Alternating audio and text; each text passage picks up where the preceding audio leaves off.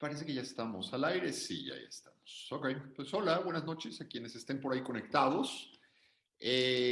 No me voy a tener mucho en presentaciones, francamente creo que son sospechosos habituales todas los que nos acompañan. Simplemente bueno, sí hay algo importante que decir de inicio. Hoy se murió el maestro Fix, creo que todos estamos muy tristes. El maestro Fix es probablemente la figura jurídica más importante que ha tenido nuestro país.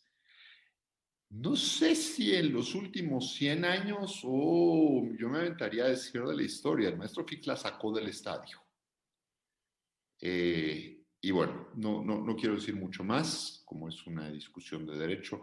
Empecemos de una vez. ¿Qué quiero hacer? Quiero problematizar muy rápido lo que se va a discutir el día de hoy. La polémica empezó por algo que Tito mencionó en su segmento en el radio. Eh, Todos lo escuchamos, bueno, yo lo escuché en vivo en aquella ocasión, así que Tito estaba comentando a propósito de la despenalización del aborto en Argentina y la reacción del presidente de la República con la posibilidad de consultar esa situación. Para aclaraciones ahora tendrán tiempo. Y Tito, grosso modo, empezó a hablar de la situación de los derechos, pero terminó estableciendo la posibilidad de que los derechos fueran consultados, no en un ejercicio, por lo que entendí, de interpretación constitucional a propósito de esto, sino en una plática, yo creo que de orientación mucho más teórica, aunque dentro de la línea de difusión. Leti, a propósito de esa intervención, inmediatamente generó una postura y eso generó que estuviéramos todos aquí el día de hoy. Así que, si les parece, voy a darle la palabra a Tito para que empiece. Creo que la pregunta divertida que está detrás de esto es, ¿cómo nacen los derechos? Creo que hay una pregunta simpática sobre esto. Es una pregunta milenaria, si quieren ustedes, pero ¿de dónde nacen? ¿Nacen por aplausómetro? ¿Qué hacemos con los derechos en esta situación? Yo pensando un poquito lo que se iba a platicar esta noche, sí caí mucho en las lecturas de Nussbaum, por ejemplo, de Sen, que juegan mucho con esta relación entre derechos y capacidades, por ejemplo. Y esto me lleva mucho a olfatear esta sensación de que a veces también los derechos los idolatramos un poco como en abstracto, y probablemente son cuestiones que hay que calibrar. Y después cuando jugamos con consultas también, hablamos de la consulta como un ejercicio donde en qué condiciones se consulta la información, cómo se construyen las preguntas. Podemos llegar a ejercicios muy sofisticados de consulta también y no necesariamente, digamos, el uso del aplausómetro para poner el elemento más simple, digamos, dentro de la ecuación, ¿no? Creo que los puntos están por ahí, se han debatido, en buena medida creo que estamos dentro de un esquema de un debate, yo diría, bastante clásico en el fondo, y sobre eso me voy a quedar callado ya en este momento, le doy la palabra a Tito, si les parece más o menos de 3 minutos, y después lo vamos llevando para donde ustedes vayan diciendo. Pues sin mucho más, Tito, por favor, adelante.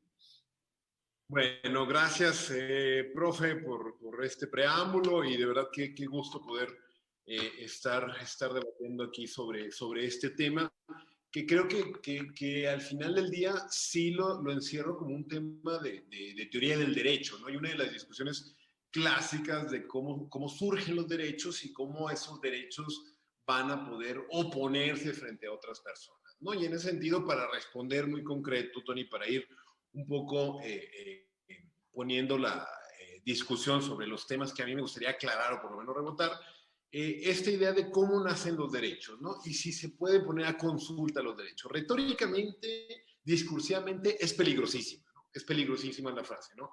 Vamos a poner consulta los derechos, más y más en épocas o más en contextos globalizados en donde el poder de distintos medios de comunicación, poderes metaestatales, poderes salvajes, ¿no?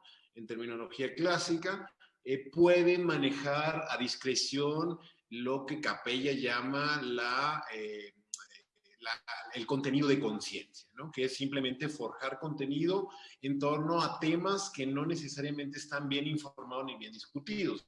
En ese sentido, consultar se torna un ejercicio peligroso, claramente, discursivamente, políticamente es un ejercicio peligroso. No porque sea peligroso, ¿sí? Significa que es indebido o que está prohibido taxativamente, ¿no? Y esto es algo de lo primero que quiero llamar la atención.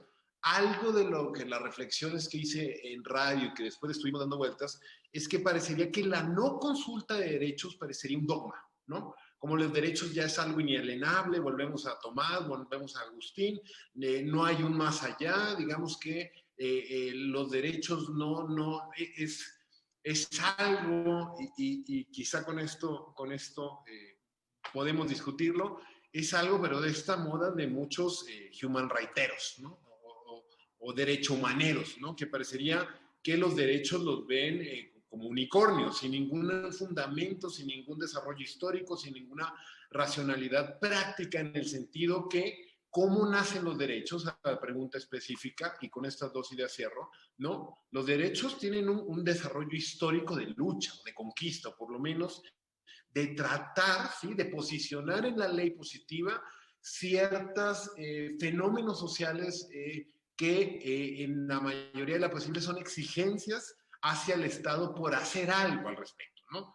Los derechos, ¿cómo nacen? No nacen de generación espontánea, no nacen a partir del 2011 en la Constitución. Yo sé que es año celebratorio y que vamos a hacer libros y demás.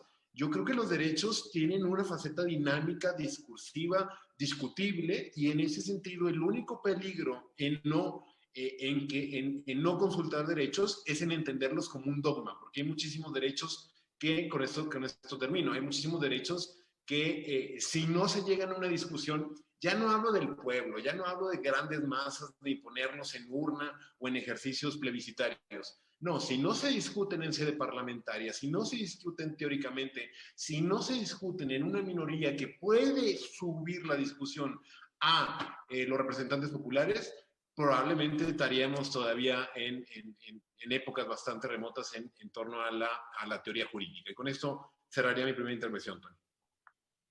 Muchas gracias. Yo simplemente acotaría ahí el punto. Creo que traes muy bien esta relación muy discutida del Estado y los derechos. No todo mundo le entra, digamos, por ahí. Pero la perspectiva kantiana ahí es muy clarita. Para que haya derechos tiene que haber Estado. Y dentro de esta línea, esa construcción del Estado implica también una discusión importante que puede implicar de una u otra forma la posición de consulta o puede implicar una posición de reconocimiento, digamos, dentro del debate del constitucionalismo contemporáneo en muy buena medida. No digo más, Leti, adelante, por favor. Tony, ahí está el punto justamente. Ustedes están usando el Estado como una abstracción, pero más que decir quién tiene derechos, es quién se ha arrogado el derecho a decidir quién tiene derechos. Es decir, si nos vamos a la Revolución Francesa, ahí sabemos que una serie de hombres blancos, privilegiados, propietarios de tierras, heterosexuales, dijeron nosotros. ¿Y quién quedó fuera? Pues todos los demás. Entonces, cuando yo estoy hablando de derechos, estoy con toda la perspectiva de género que hoy estoy trabajando, viendo por qué las mujeres tuvieron que decir, oigan, ¿y nosotros tenemos derecho a la educación? ¿Podemos votar? Tenemos como pregunta de tal derecho porque alguien dijo que no tenías esos derechos, pero no fue el Estado en abstracto, sino un grupo privilegiado que se constituye para decidir que los indígenas no, que los afrodescendientes no, que la población LGBT no. Entonces, yo lo estoy viendo por el lado de quién queda excluido y quién se arroga para sí usando el nombre del Estado para decir yo decido quién tiene derechos. Últimamente he estado revisando efectivamente cómo nace el derecho al sufragio de las mujeres y recuerden que se escribió un derecho del hombre y el ciudadano y después una mujer se atreve a escribir los derechos de las mujeres y las ciudadanas y pues acaba guillotinada la buena mujer 2 años después de la Revolución Francesa. Entonces yo lo estoy viendo como de quién queda excluido y quién tiene que luchar porque alguien diga que sí tienes derecho a ir a la universidad para las mujeres. La historia del derecho no nos las enseñan con perspectiva de género. Entonces, yo acabo de descubrir lucha de mujeres en Alemania, en Austria, en Francia, contra los códigos civiles que restringían derechos de las mujeres. Pero nadie, salvo que estés haciendo historia del feminismo, encuentras por qué fueron excluidas y quién se arroga el derecho a decir que otro no tiene derechos. Aquí, Leti, creo que nos pone una postura, digamos, vamos a decir, contrahegemónica de larga duración. Por lo general, digamos, los movimientos vienen desde las sufragistas, ya es prácticamente el siglo XX, ¿no? Pero bueno, esta línea, de alguna manera, de los códigos civiles y la posición, ¿no? En cuanto a los... Ahora, ¿cómo se construyen? Ahí hay un debate. Lo que nos estás diciendo es que detrás de los derechos siempre va a haber una discusión, ¿no?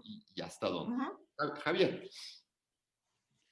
No, a ver, yo creo que lo que nos dice Leti es muy cierto, ¿no? O sea, si pensamos en la historia del constitucionalismo moderno, habría que reconocer que claramente es una historia de una exclusión sistemática de muchísimos grupos del proceso de toma de decisiones. Y es cierto que muchas veces, ¿no? Cuando nos estamos contando la historia de las grandes revoluciones liberales, de la francesa, la norteamericana, de lo que pasó obviamente en las Américas partes, ahí se nos olvida, ¿no? Entonces, y yo estaría totalmente de acuerdo con ese planteamiento, estaría también de acuerdo con el planteamiento de Tito, de que los derechos a final de cuentas son construcciones sociales que reflejan este tipo de equilibrios y este tipo de hegemonías, ¿no? Ahora, yendo un poco a la pregunta, ¿no? Muy provocadora que nos planteaban, ¿no? De si se pueden o no consultar los derechos, pues yo creo que la respuesta con muchísimas cosas es que depende, ¿no? Y quizá habría que partir de un punto indiscutible, y es que hoy en las democracias constitucionales contemporáneas, ¿no? Las ciudadanas, los ciudadanos, quienes tienen el derecho del sufragio, inciden directa o indirectamente y votan, ya sea en mecanismos de democracia participativa o a través de sus representantes, en una enorme cantidad de cuestiones que sí inciden en derechos fundamentales, ¿no? Y adoptar una postura que a veces puede ser un poco, creo que ingenua, de que los derechos no se votan, creo que no nos va a dar, porque la realidad es bastante más compleja, ¿no? Hay que reconocer que hay toda una discusión en la teoría de los derechos fundamentales, ¿no? Sobre si hay núcleos duros que se tienen que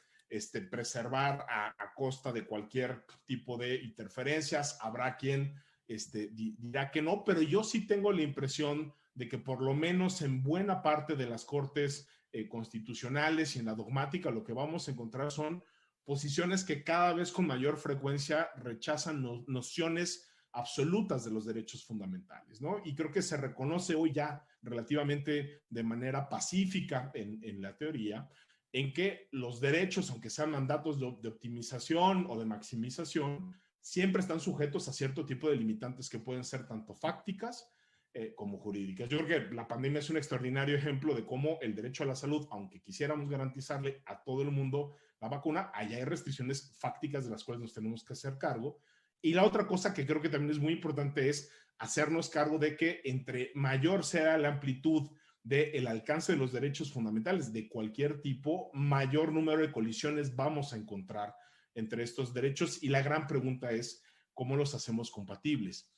En el caso de las consultas, yo estoy pensando mucho, obviamente, en el tema del artículo 35 constitucional, y creo que el 35 constitucional nos mete en un debate y en una paradoja que, por desgracia, la Corte todavía no nos termina de resolver. Y es que, por un lado, el derecho a participar en consultas populares es un derecho fundamental, ¿no? O sea, está en el 35, es un derecho diferenciado del derecho del sufragio, es un derecho, creo que tiene autónoma y que habría que irle definiendo sus contornos y, sobre todo, habría que interpretarla a la luz de los parámetros que la propia Constitución nos marca para la interpretación de derechos fundamentales. Ahora, ¿el ejercicio de ese derecho fundamental puede entrar en colisión con otro tipo de derechos? Yo creo que por supuesto que sí. Y ese ejemplo, bueno, o la propuesta que nos hacía el presidente de la República en la mañanera, no sé si muy pensada o poco pensada, ya solo sabrá él, precisamente nos mete en esa paradoja de, bueno, ¿qué hacemos cuando se quiere someter a consulta? ¿No? Una medida que sea el fraseo que sea, ¿no? Así la secretaria de Gobernación nos diga que se está discutiendo nada más de un tipo penal. Bueno, pues es un tipo penal que claramente, ¿no?, incide en derechos fundamentales. Y ahí de nueva cuenta creo que lo que nos hace falta es una buena teoría de cómo interpretar los alcances del 35 a la luz de otro tipo de posibles coaliciones. Yo pensaría que ahí depende mucho de cómo planteemos la pregunta. A mí sería, por ejemplo, una consulta popular que busca preguntar si se tiene que criminalizar o no criminalizar así en abstracto, ¿no?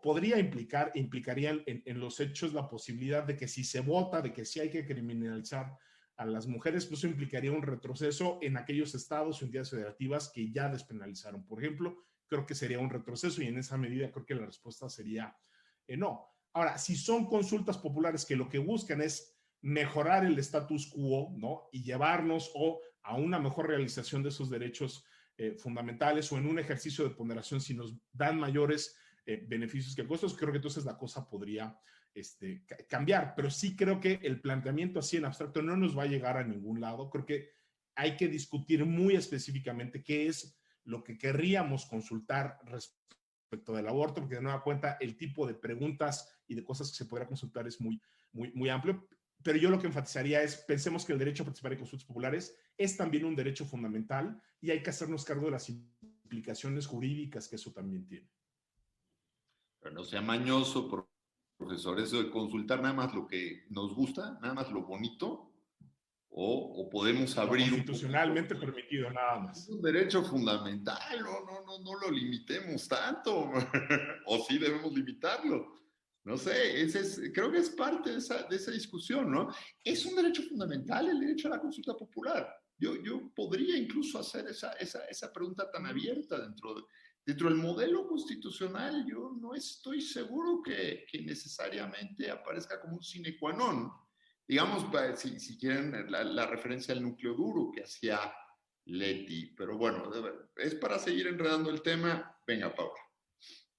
Bueno, yo como me tocó hacer la última, voy a retomar un poco lo de todos, ¿no? Yo creo que podemos partir más allá de la teoría, que no nos encontramos los derechos abajo de una piedra, ¿no? O sea, sí son una cosa, no es el fuego.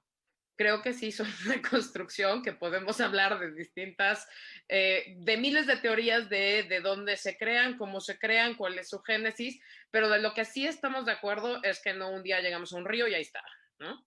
Entonces, en ese mismo mecanismo, yo pensaría un poco, ahorita que Leti hablaba de todas estas luchas que no están reconocidas en los textos jurídicos, pues yo también pensaría en que dentro de los muchos dogmas de los que hablamos cuando decimos que los derechos no se consultan, creo que ahí sí somos muy hijos de una generación jurídica, ¿no? O sea, sí nos quedó muy adentro la esfera de lo indecidible y que estas cosas no van para atrás y en eso sí, como que hemos construido un tótem acerca de estas nociones.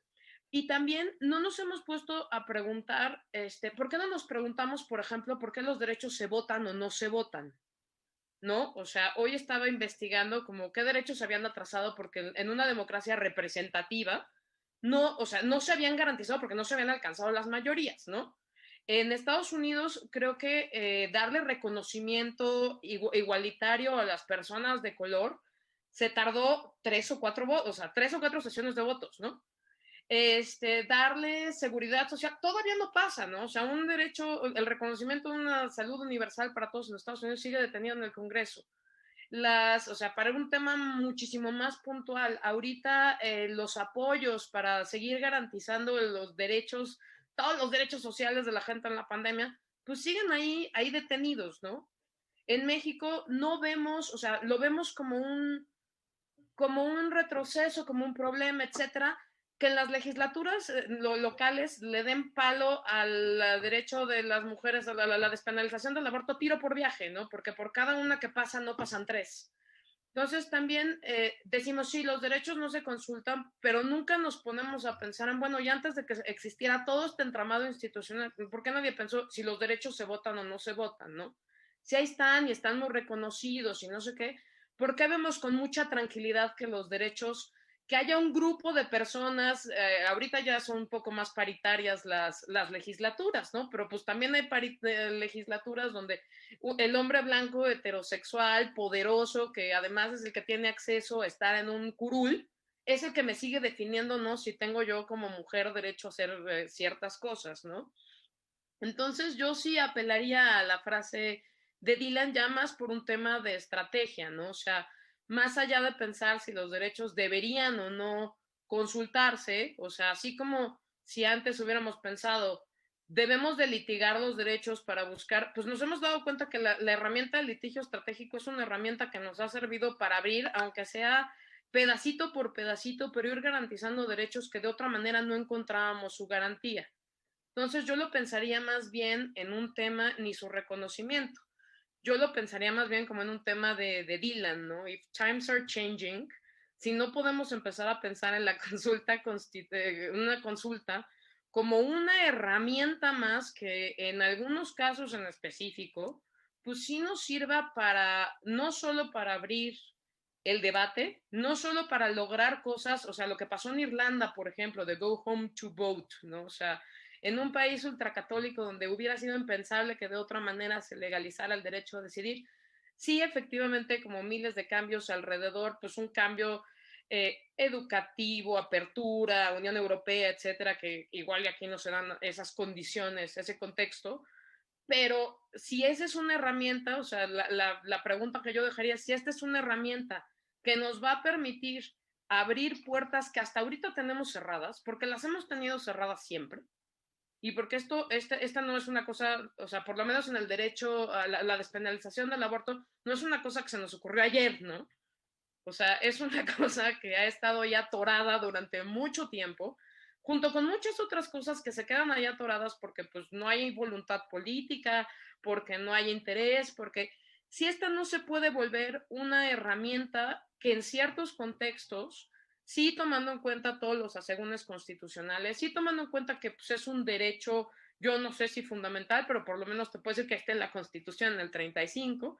Entonces, si tomamos en consideración eso, pues yo más bien diría, pensemos no tanto en derechos, sino en mecanismos de garantía de derechos.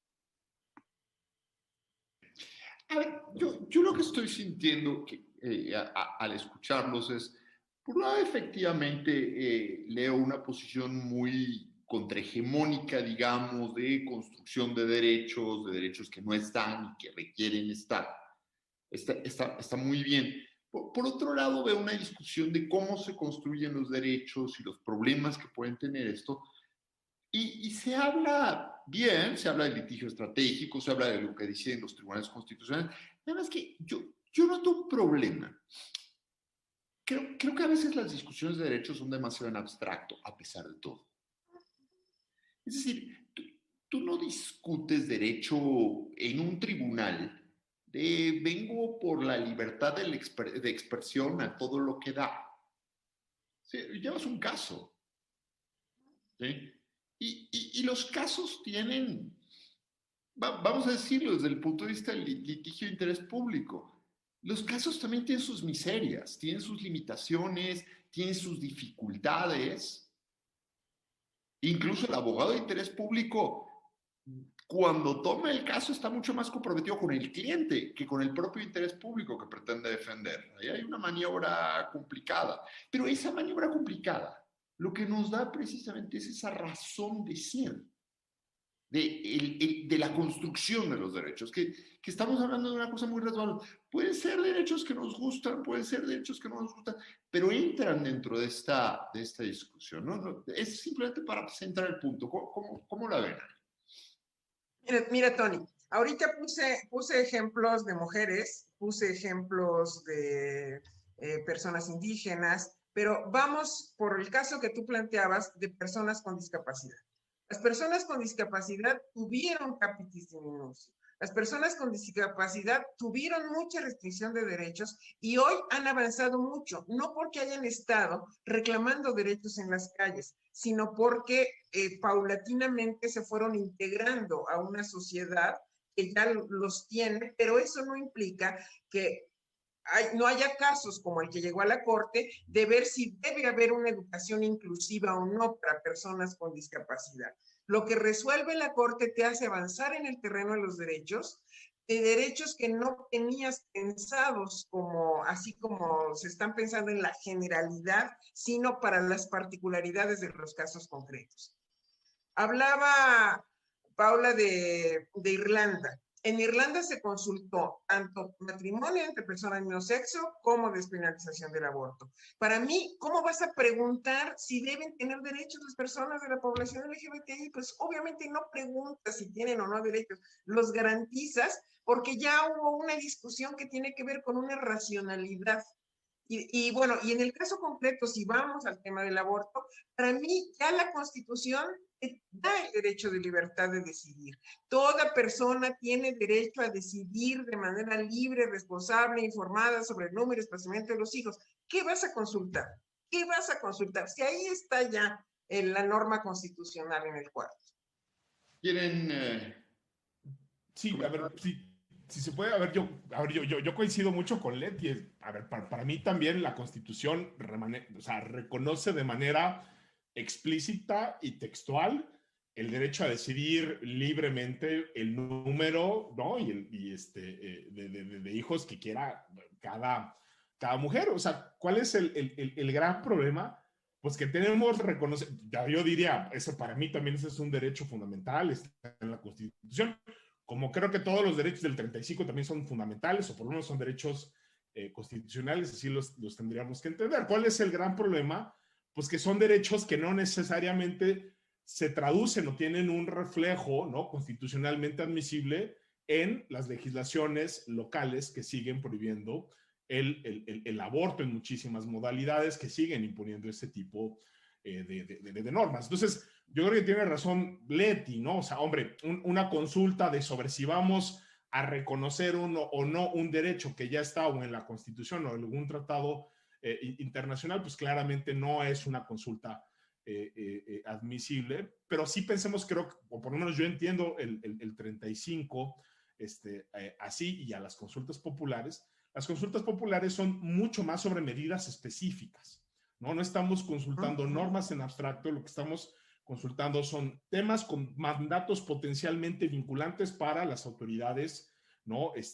Competentes, que yo entendería que son todas aquellas que están democráticamente electas. ¿Cómo se vería una consulta relacionada con el aborto? ¿Esas consultas también las podemos leer en clave de derechos?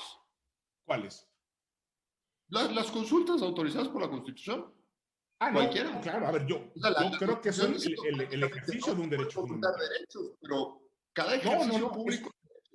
No, y a ver, y ojo, y el 35 no dice que no se puedan consultar cosas relacionadas con derechos fundamentales. Lo que dice es que no podemos consultar sobre restricciones, ¿no? Entonces, de nueva cuenta, ¿qué es lo que nos hace falta? Una buena teoría para decir cuándo estamos frente a una restricción o no. Ahí creo que también la dogmática nos da buenas respuestas. De nueva cuenta, creo que podemos tener teorías absolutas de núcleo duro, que yo tengo la impresión de que cada vez van más de salida. Y la otra respuesta, ¿no?, para decir cuándo una medida interfiere indebida o desproporcionadamente en un derecho fundamental, bueno, pues creo que son todos los test de proporcionalidad, de escrutinio estricto. O sea, ahí podemos discutir cuál es la mejor o peor metodología. Pero sí creo que cerrarnos a la idea de que cualquier cosa que incida tangencialmente en un derecho fundamental no puede ser consultado, a lo único que nos llevaría es precisamente a que esas consultas populares serían letra muerta, porque no podremos consultar pues nada, salvo si queremos declarar, ¿no?, el 28 de febrero como el Día Mundial de lo que sea, ¿no? O sea, solo con cosas así de banalidades. Exactamente, ¿no? Sí. No, y yo eso también fue lo que hizo la Corte en 2014, ¿no? ¿No? O sea, de hecho, estas se trepan a la Constitución con bastante frecuencia. A ver, tenía la mano alzada Tito y después voy contigo, Paula, ¿va? Tres ideas para redondear, profe. La primera, yo creo que partimos O sea, yo voy con Javier en esta. El 35 es un derecho, digo, perdón, es la construcción del 35, la ley secundaria del 35 es pésima, es de este tamaño, no hay ni siquiera, ya no digamos teoría, le han sacado la vuelta, ¿no? O sea, los mecanismos para accionar las consultas populares, los requisitos, tal, es a cuentagotas. Va.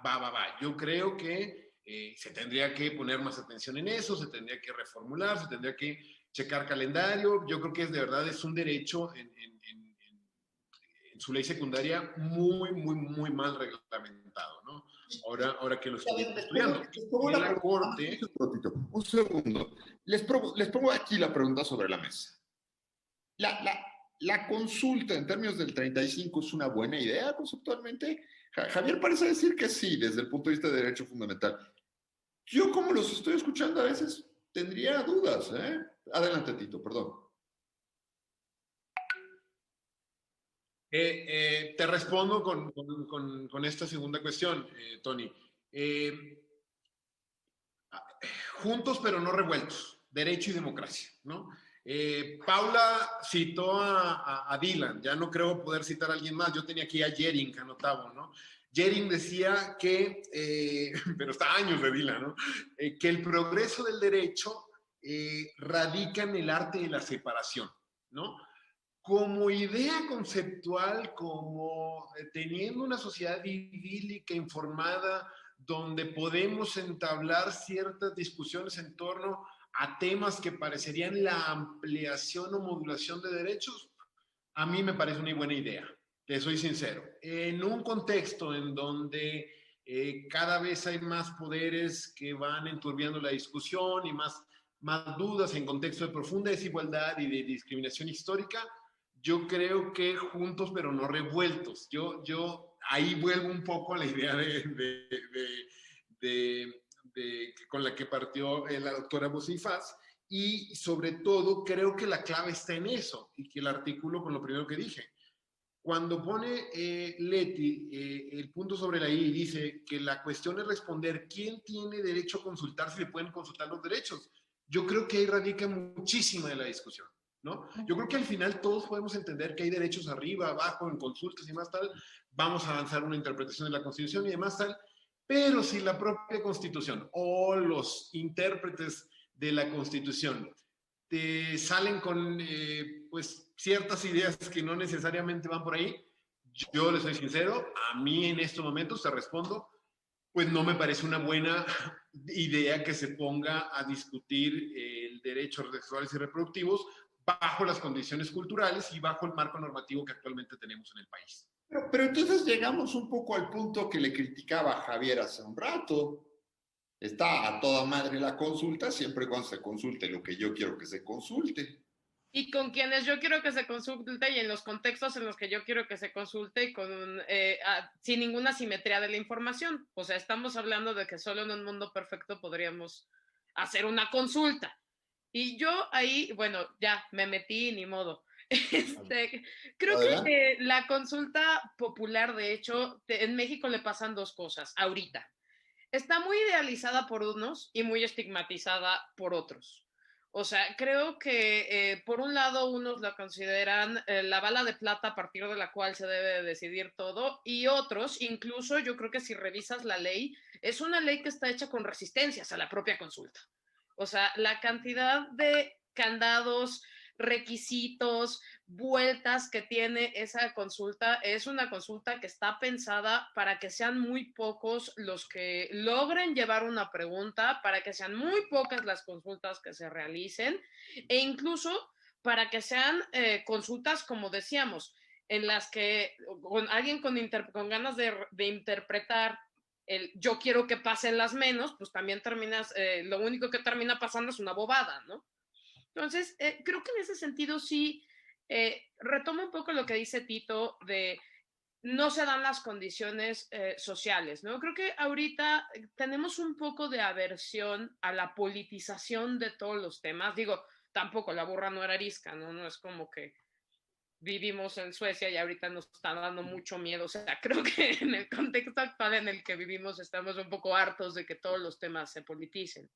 Pero yo creo que sí, pensaría que la consulta sí permite al menos algunos mecanismos para que el debate no se lleve entre tan pocos, ¿no? O sea, no es como que no haya un debate legislativo donde los lobistas de la comida chatarra no tienen acceso a mandarle documentos a todos los legislativos y a sentarse con ellos y a hablar con ellos y a platicarles por qué la comida chatarra no engorda, mientras todos nosotros estamos afuera protestando con nuestras pancartitas y nadie jamás en la vida nos abre una puerta.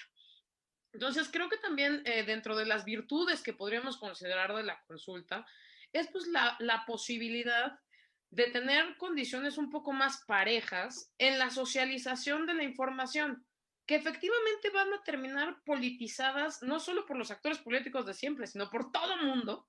Pues yo creo que sí. Pero si uno ve, por ejemplo, las consultas que se hacen en Estados Unidos aparejadas a las elecciones, donde se definen un montón de temas, montones de temas, se definen temas de paridad, se definen temas de legalización de la marihuana, se definen temas de prohibición de cultivos transgénicos, o sea, todo eso está ahí y se somete a consulta exactamente igual que se escoges a tu representante y ahí tachas tus casillitas de qué es lo que te gustaría. Entonces, y tampoco, o sea, creo que después de lo que acaba de suceder en Estados Unidos, también debemos de dejar de idealizar esa sociedad tan informada, ¿no? Y vemos que ahí van las cosas y que en muchos casos pues se avanzan agendas de derechos a partir de estas consultas. Ajá. Usted. Bueno, parte de lo que a mí me hace crisis respecto del derecho a decidir es que para mí el derecho a decidir es una cuestión tan íntima de la mujer en una decisión de continúo o no el embarazo, si quiero o no ser madre, y si queda excluida la iglesia, si queda excluida la familia, si queda excluida la vecina, la comadre, todo el mundo, porque es una decisión individual, someter a consulta ese derecho de la mujer, eso es lo que a mí me hace muchísima crisis, porque sí creo, y lo platicábamos con Tito, ¿qué casos le preguntas a las comunidades indígenas, solo a ellos respecto de ciertos derechos? ¿Qué les preguntas a ciertos sectores de la población? Y aquí no es la misma carga en un derecho a decidir el tema para hombres y para mujeres. Y lo vas a abrir en esta sociedad donde, a pesar de que somos un Estado laico, ustedes saben el peso que tienen actualmente las iglesias, y no el peso político, el peso económico para mover masas y mentes. En esas condiciones vas a consultar ese derecho que para mí es absolutamente una decisión individual. Pero, a ver, vamos a jugar con esta idea. Desde Tucídides nos vienen advirtiendo que la democracia directa puede traer broncas. Y la ¿no? Igual. O sea, ese es un debate clásico, ¿no? Ahora, a pesar de eso, seguimos insistiendo, ¿no? Entonces, bien, venga, vamos para adelante con eso. ¿En qué condiciones? Pues, dice Leti, está bien, esto, si se consulta, pues que se consulte solo a las mujeres. Está bien, ¿volarían solo con mujeres? Yo no estoy seguro, ¿eh? Yo creo que, a ver. Yo no estoy seguro, nada más, simplemente entiendo después todo el problema de los lobbies, todo el problema de los cabildeos, pero ¿hasta dónde? Porque viene la pregunta dura. ¿Hasta dónde realmente estamos hablando de decir, a ver, esto ya no se consulta, ¿por qué? Acuérdate, Tony, que si los hombres se embarazaran, el aborto se hubiera permitido desde el día 1, acuérdate. En un cajero automático podrías abortar. No, pero a ver, yo creo que lo que dices, Tony, es cierto. Y a ver, yo no estoy diciendo que nada más hay que consultar los temas o los posibles resultados que gustarían. Yo creo que la democracia, la representativa o la directa, es también el derecho a equivocarse y a tomar decisiones colectivas que sean en el agregado o con el paso del tiempo negativas. A ver, si tú me dices, oye, las consultas populares de 2014 que buscaban echar abajo la reforma energética, ¿no? ¿Son una buena idea o era algo deseable? Yo creo que no, ¿no? Pero sí creo que como ciudadanía tenemos el derecho, al amparo del 35, de definir esas cuestiones de política pública, ¿no? Si tú me preguntas, oye, ¿era una buena idea subir el salario mínimo, como se proponía también en 2014, si no mal recuerdo, como de 60 pesos a 100 pesos? Pues yo creo que también la respuesta sería, bueno, por supuesto que sí. Y lo que vimos en 2014 es que la Corte, temerosa de ampliar los alcances de ese derecho fundamental, cerró la puerta de manera dramática. Y lo que vimos en el último ejercicio fue exactamente lo opuesto. Una pregunta que era abiertamente inconstitucional, que no perseguía ningún tipo de finalidad, creo yo, legítima, y que era básicamente preguntar si vamos a garantizar o no el derecho de las víctimas. Que hizo la Corte? Pues una interpretación conforme, y nos salió con esta pregunta que de nueva cuenta no nos dice nada, ¿no? Entonces, yo sí creo que tendríamos que hacernos cargo de que si se abre la puerta de las consultas populares como se tiene que abrir, vamos a llegar a resultados potencialmente indeseables. Pero ahí me quedaría con lo que tú dices, ¿no?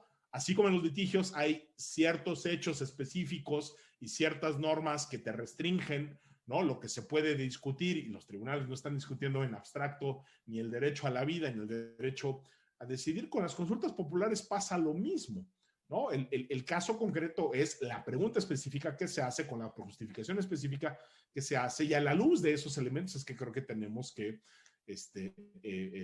evaluar. Yo pensaría, por ejemplo, de nuevo, y no sé si es para provocar o no, pero que una consulta popular que lo que busque es solo ampliar los derechos, ¿no? O la concretización de los derechos de las mujeres para despenalizar y obligar a las legislaturas estatales para que despenalicen, yo creo que sí sería admisible. No veo cómo la podríamos hacer, por lo menos al amparo del 35, solo para mujeres. Creo que tendríamos que encontrar otra ruta jurídica si quisiéramos hacerlo así. Pero yo sí creo que hay cuestiones, de nueva cuenta, entendiendo que es un derecho fundamental que hay que maximizar y que el límite que nos marca la Constitución es la restricción y no nada más los temas de derechos fundamentales, donde sí tenemos derecho a votar y a decidir y a equivocarnos también colectivamente. Creo que pues, la historia también nos demuestra que las democracias, vaya que se equivocan, y la mexicana creo que pues ese es un gran ejemplo de que muchas cosas sí. Pues, rápido, de manera muy breve, siguiendo a Javier.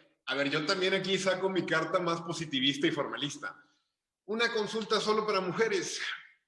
En estos momentos, la Constitución no veo por dónde tendría ni la ley secundaria vía para eso, ¿no? Sí,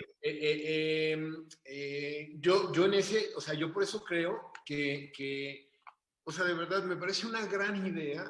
Me parece que la forma en cómo se contextualizó, cómo se pronunció en aquella mañana, yo creo que es el peor de los ejemplos, por todo lo que menciona la doctora Bonifaz y porque jurídicamente la estructura es muy endeble. Dicho esto, y desde una vez que estaba exponiendo mi teoría sobre la justicia y los abogados, y me llamaron, antes que kantiano, republicanista naif, ¿no?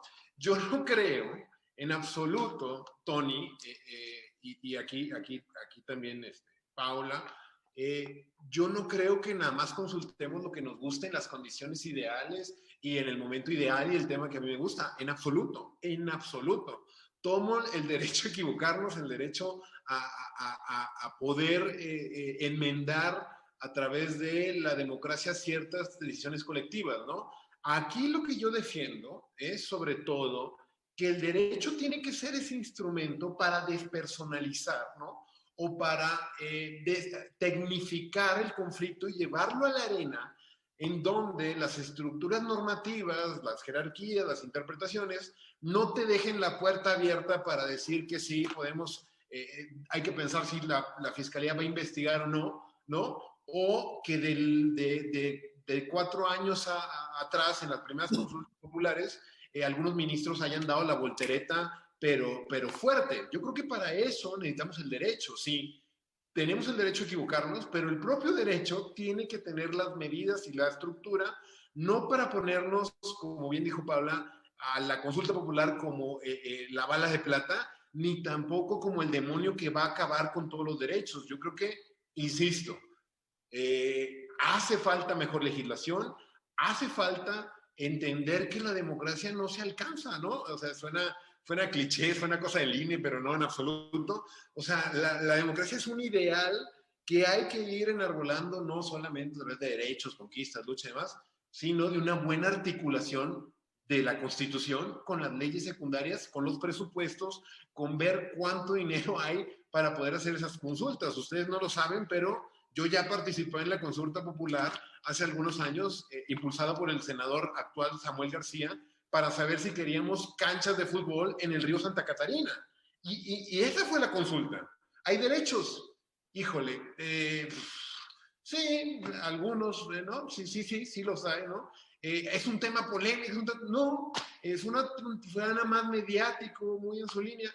Sí, fue un ejercicio que se juntaron las firmas, tuvo la posibilidad y demás tal. Obviamente no incidió en absoluto porque no había ni siquiera la obligatoriedad de que esa consulta popular pudiera obligarlo a través del Tribunal Superior de Justicia del Estado. Entonces, yo creo que hay que dejar de hacernos un poco, pues sí, o sea, como que entender como el derecho como un muñeco, como un asustabobos o como el coco. Yo creo que no va ni una cosa con otro. Si no lo tomamos en serio, hace falta muchísima estructura para que esto se pueda realizar, ¿no? Pero en eso yo ya no quiero que me digan republicanismo naif a mis teorías. Lo que se trata es de vamos a imaginar y vamos a construir y vamos a evolucionar paso atrás, paso adelante, y no nos va a tocar a nosotros, ¿no? La catedral, el derecho, vemos los cimientos, vemos en algunos años la fachada, la Sagrada Familia probablemente nunca la veremos. Sobre eso es el derecho. Y va a haber retrocesos de años, va a haber avances de otros tantos. Y sí, lamentablemente, históricamente, y con esto cierro con lo que inició Leti, en concreto, el derecho a decidir, derechos sexuales y reproductivos, se me hace un tema que va a estar bien difícil en que, cómo están las actuales condiciones jurídicas, podamos encontrarle un camino que sea favorable a las mujeres, la verdad. A la guerrilla, hijos. A ver, déjame plantear una pregunta que está llegando por el chat. Me llamó la atención. La hace Alejandra Ortiz. Así como la Segunda Guerra Mundial marcó los límites del positivismo legal a través del derecho natural, ¿existe tal evento para el derecho a equivocarse que se incluya en la democracia? De no ser así, ¿cuáles son los límites si es que hay el derecho a equivocarse? Jugando un poco con estos errores, digamos, que pueden ocurrir con la democracia. Pero creo que el símil es interesante dentro de esta perspectiva. ¿Cómo la ven?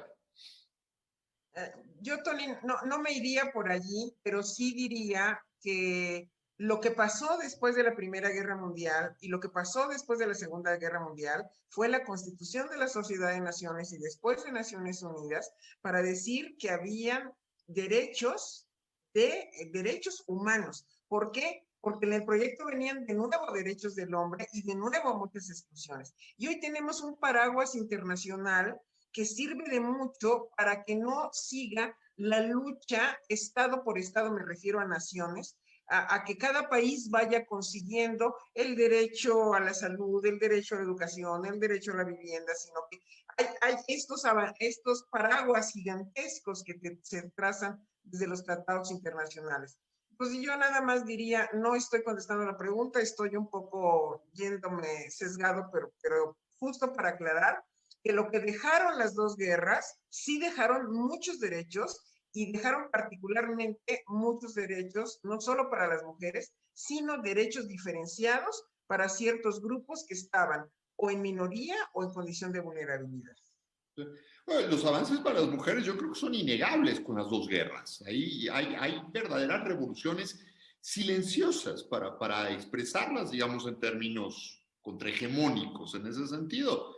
Pero por ejemplo, Eleanor Roosevelt es silenciosa también en el tema. Pero fíjate que no es de Eleanor Roosevelt la del mérito. El mérito, hay un libro sobre la historia de sus derechos, son 4 mujeres latinoamericanas las del mérito y la medalla se la da Eleanor Roosevelt. La brasileña de apellido Lust, una dominicana y una mexicana, Amalia Castillo Ledón. Entonces, ellas estuvieron en la redacción y el mérito y la medalla se la lleva. Pero no solo es ese derecho de las mujeres, sino minorías y personas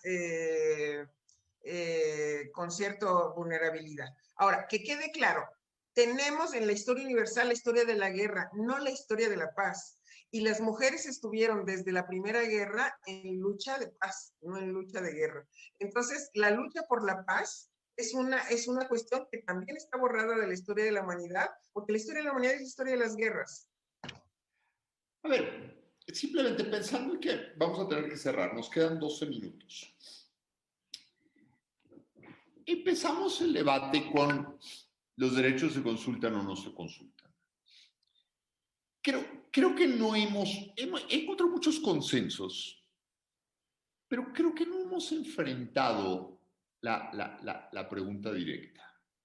Me parece que cuando escucho a Tito reivindicar la posibilidad de la consulta, estamos hablando no necesariamente de una consulta estructurada en términos del 35, pero sí estamos hablando de la posibilidad de consultar como parte, digamos, de esta democracia deliberativa, para robarme el término de Nino en ese sentido, y la construcción de debate, y eso se alimenta a través de la construcción de consulta. Entonces, pareciera que sí, los derechos en buena medida son mucho más producto de esto, si vamos a regresar a esa línea cantada. ¿Esa sería una línea por ahí o tendríamos más esta posición que creo escuchar más en Leti y en Paula, que es esta necesidad de generar cambio, porque no estamos, a pesar de que estemos siendo consultados, no necesariamente estamos siendo debidamente representados, o no son nuestros intereses los que se están consultando, y esto no nos dice nada. Sí, yo creo que en el tema o sea, tenemos como muchas discusiones a propósito de si los derechos se pueden consultar, ¿no? O sea, creo que el primero es en abstracto, el segundo es desde nuestro marco constitucional, que ahí es, y el último es si se pueden consultar o se deben consultar o es pertinente consultar en temas específicos. Y creo que ahí es donde le estamos teniendo miedo a la consulta, ¿no? Y yo creo que de todos lados lo estamos teniendo. Déjame un segundo nada más para ver, sí, siguiendo lo que estás diciendo y pensando en diálogo. ¿Consultar aborto en abstracto es lo mismo que consultar aborto a las 12 semanas? Yo diría que no. Es justo como estas puntualizaciones en las que ya empiezas a decir, no, siempre no. Incluso, o sea, un poco parte de lo que tenemos tema es de los dos lados, ¿eh? O sea, también cuando dicen, no queremos que echen para atrás derechos, pues yo creo que también hay mucha gente que no quiere que a través de una consulta o a través de lo que sea se sigan garantizando derechos, ¿no? O sea, creo que en este caso la restricción constitucional de que no pueden ser cosas que limiten los derechos humanos, pues nos dejaría ya definido, por lo menos en los términos constitucionales, que para atrás no se puede ir. Y muchas de las resistencias que tenemos nosotros mismos que estamos a favor de la ampliación de garantías de derechos, de que no se sometan a consulta, es porque hay muchísima gente atrás que no quiere que estos derechos, o sea, no solo es el demonio de la regresión, también es el demonio de la libertad. Es cómo les vamos a dar esto, cómo les vamos a dar de más. Y es despenalización del aborto, pero también es legalización de la marihuana y también, o sea, hay muchísimos otros temas donde en realidad el temor es a cómo les vamos a dar de más. Y ahí yo creo que un poco, o sea, estamos siendo ya ahí sí muy, muy animales en nuestra última definición es, se pueden consultar y tú dices, híjole, solo si gano, porque si no gano, ¿no? Pero es distinto como lo planteó Tony. Es distinto preguntar, ¿se debe despenalizar hasta la semana 12 a la 14? ¿Se le debe poner una pena de prisión de 10 o de 20 o de 30 años? ¿O se debe hacer trabajo en favor de la comunidad? Depende. Yo creo que en el caso de un derecho de libertad es diferente de las otras cuestiones que ahorita señalaba Paula. Okay. A ver, yo quizá también lo que diría es, o sea, retomando un poco lo que dice Paula, es, nos dan miedo las consultas populares también porque lo que reflejan de alguna manera es qué mal hemos hecho la chamba, ¿no? para transmitir ciertas ideas fundamentales relacionadas, pues no solo con los derechos, sino con el Estado constitucional. O sea, algo que hay que reconocerle, creo que a la Cuarta Transformación o a esta administración, es que había un montón de cosas que nosotros ya dábamos por sentado y que asumíamos que había cierto tipo de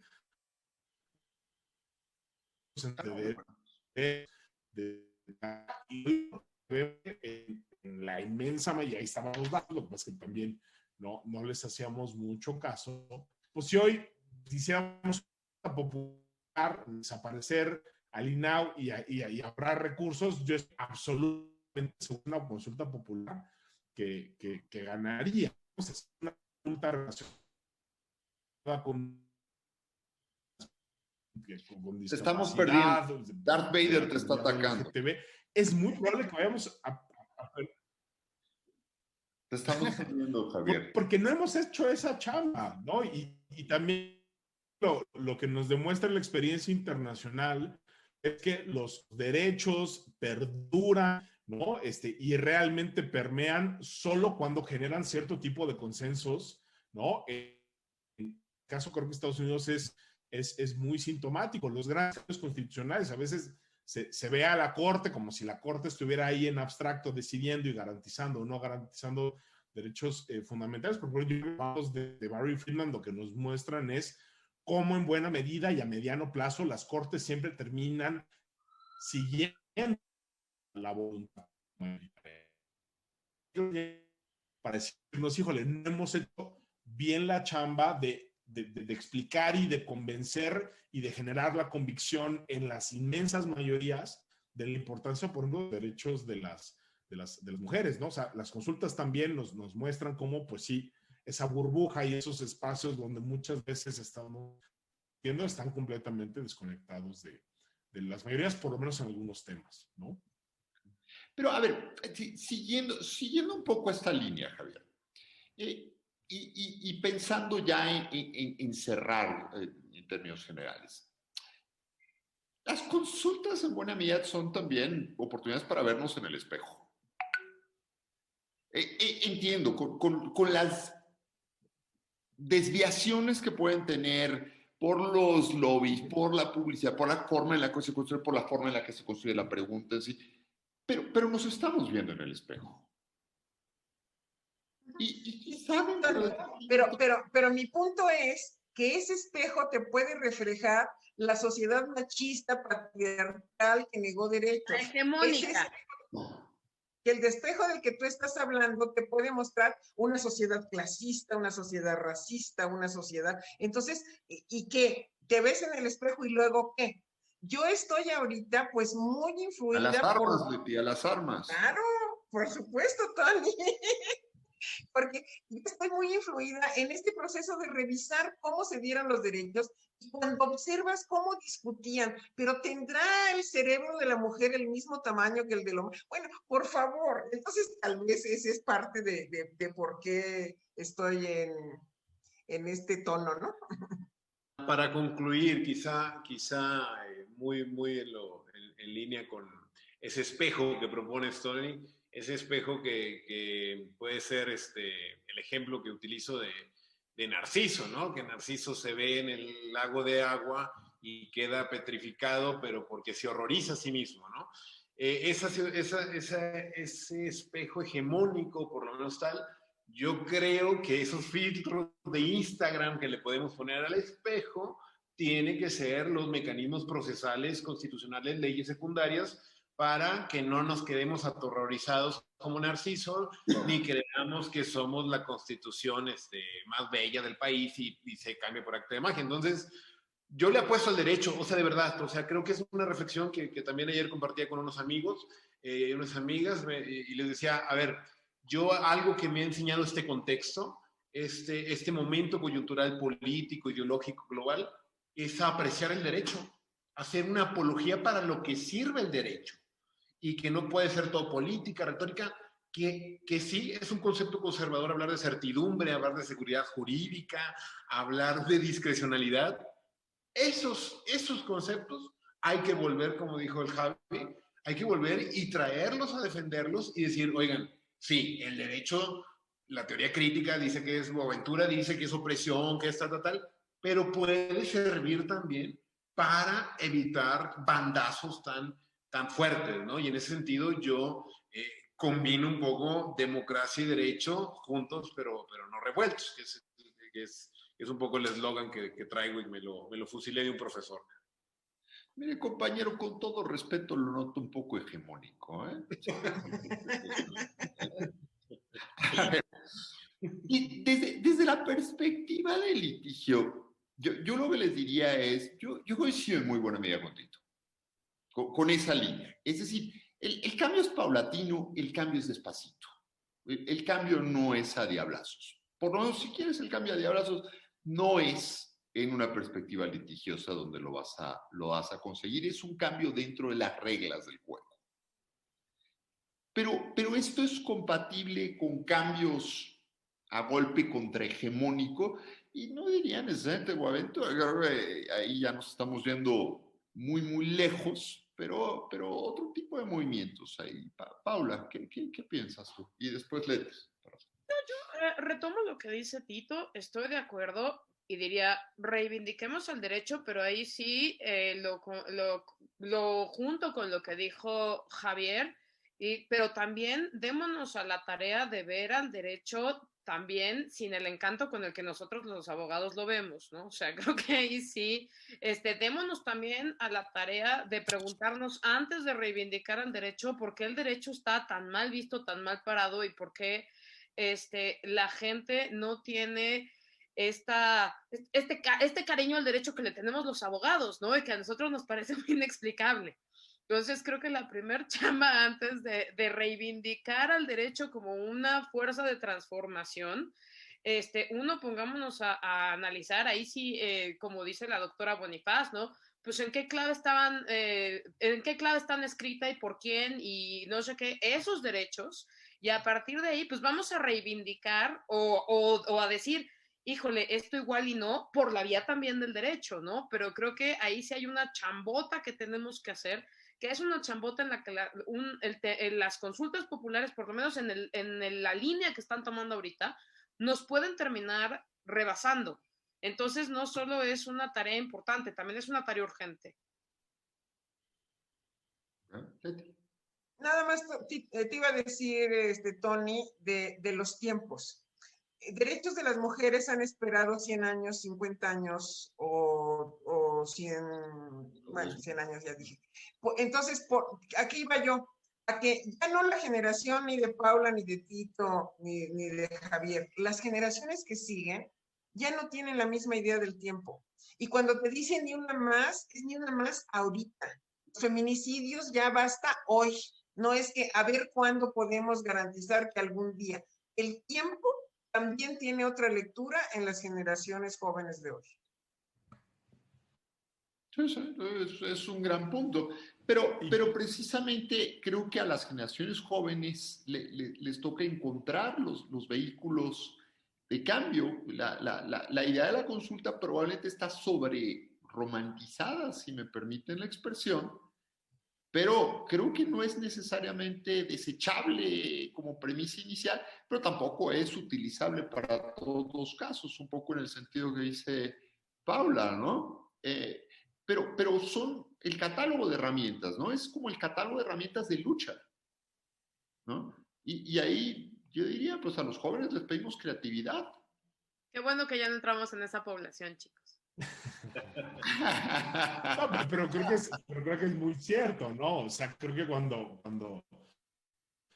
Paula, cuando Tito, cuando yo fuimos estudiantes, el movimiento feminista no era ni, por lo menos en ese sector estudiantil, ni el 5% de lo que hoy estamos viendo, ¿no? Y yo creo que precisamente el movimiento feminista lo que nos está demostrando es cómo el cambio no va a venir de los tribunales y no va a venir del derecho, va a venir de las calles y de nueva cuenta de ese cambio de concepción. O sea, hoy todavía, ¿no? O sea, seguimos viendo, ¿no? Cómo personas de nuestra generación o de las anteriores siguen tropezando dramáticamente porque hay cosas que hace 10 años, no me voy más atrás, eran aceptables y hoy ya no lo son. Creo que ellas son el ejemplo, ¿no? Que de nueva cuenta, si no vamos cambiando las convicciones y las creencias en la sociedad, también nos vamos a quedar atrás, ¿no? En el derecho. Entonces creo que ese es un extraordinario ejemplo, ¿no? De cómo el cambio no viene necesariamente, aunque las cortes pueden ayudar y lo que quieran y nos gusta mucho y demás, pero el movimiento feminista, o sea, lo que lograron en Argentina fue eso, fue el movimiento en las calles, no fueron los partidos, no fueron los legisladores, no fue la corte, y eso creo que sí, pues nos deja lecciones a todos, un poco de humildad, porque siempre andamos más en el mundo abstracto de las normas y del derecho, y qué bonito, ¿no? De la ponderación. De Rosenberg, ¿no? Sobre Brown v. Board, ¿no? A veces estamos pidiendo a los tribunales cosas para los que no están hechos necesariamente y romantizamos algunas vías de lucha que no necesariamente son las adecuadas, ¿no?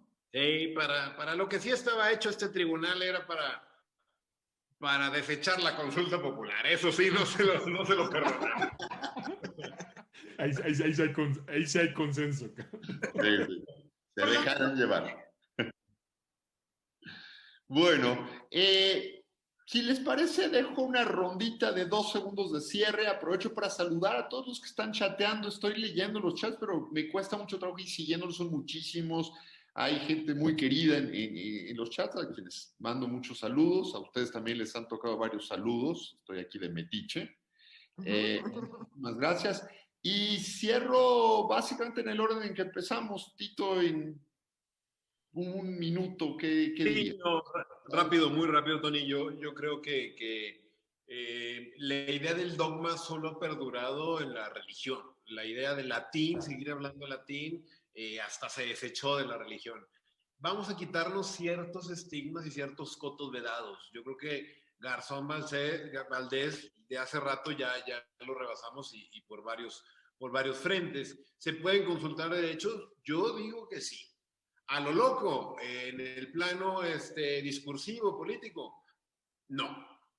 No me gusta decir depende porque es muy abogado, ¿no?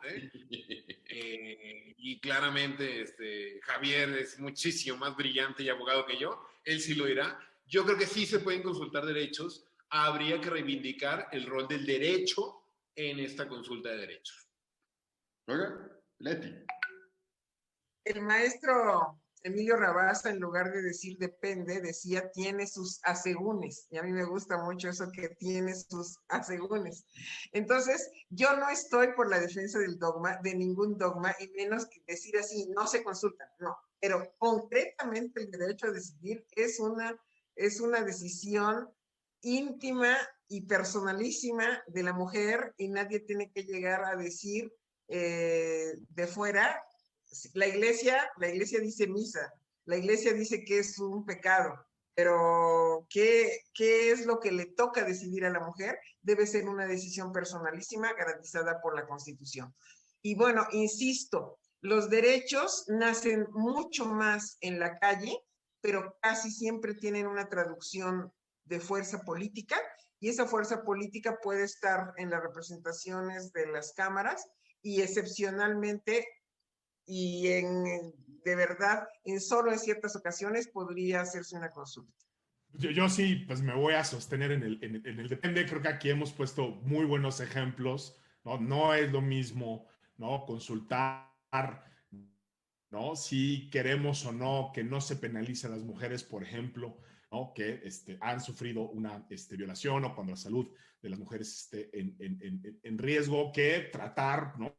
Imagínense ustedes, de criminalizar el aborto en todas las circunstancias, ¿no? Entonces, sí creo, de nueva cuenta, ¿no? Que aquí lo que creo que nos ha fallado es un poco la corte, ¿no? Porque sabemos que como un instrumento político las consultas siempre se van a utilizar, ¿no? Tenemos que espantarnos ahí, pero lo que sí nos hace falta, de nueva cuenta, creo que es tomar en serio la naturaleza del derecho a las consultas, verlos como un derecho fundamental que conocimos en la Constitución, y no caer ni en lo que pasó en 2014, que la Corte dijo que no a todo y nos canceló a todos la posibilidad de decidir sobre cualquier cosa, ni tampoco pues en el circo que vimos en la última determinación, ¿no? Donde la Corte nos dejó con una consulta completamente absurda. El caso del derecho a decidir sobre las mujeres, creo que hay ciertas particularidades, como decía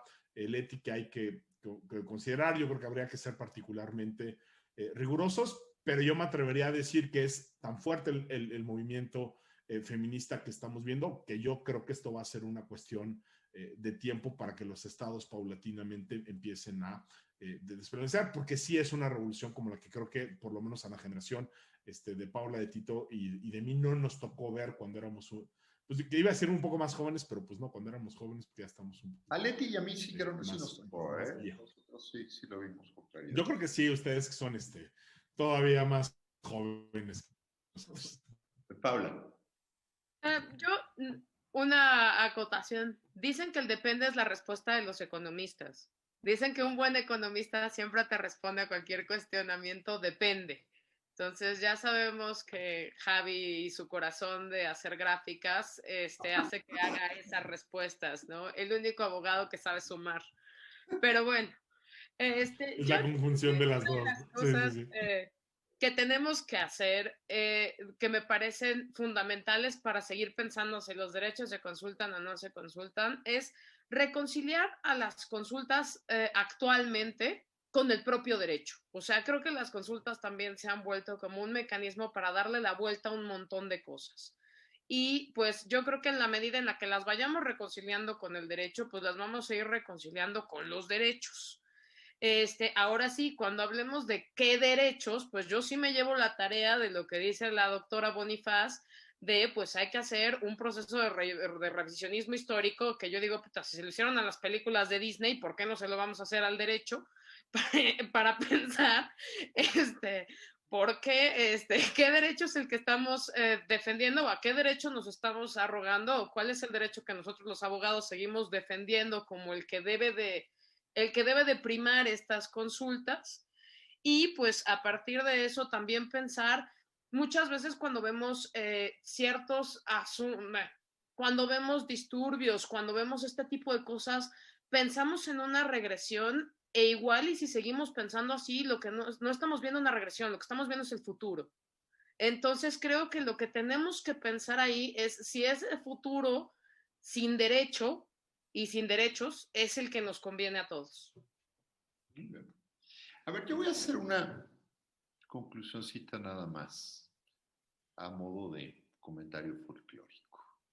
Un poco lo que estoy escuchando, por lo que veo y digamos lo que puedo construir, es que el derecho es de quien lo trabaja. En buena medida, la propia consulta pues nunca va a traer ese nivel de neutralidad. ¿Quién se va a rifar para hacer la pregunta? Pues el que le chambee para plantear la pregunta. ¿Sí?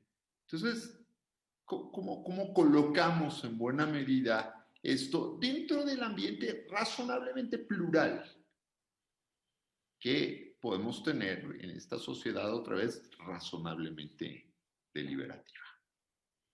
¿No? Pero bueno, si no hubiera mucho más, agradezco mucho a todos los que estuvieron chateando por ahí, gracias a los que nos estuvieron escuchando por la paciencia, y creo que estuvo padre la discusión. Muchas gracias a ustedes también y gracias por invitarme a moderar. Gracias. Nico, seguimos. Profe, gracias, buenas noches. Y a trabajar por sus derechos. Gracias. Gracias. Paula.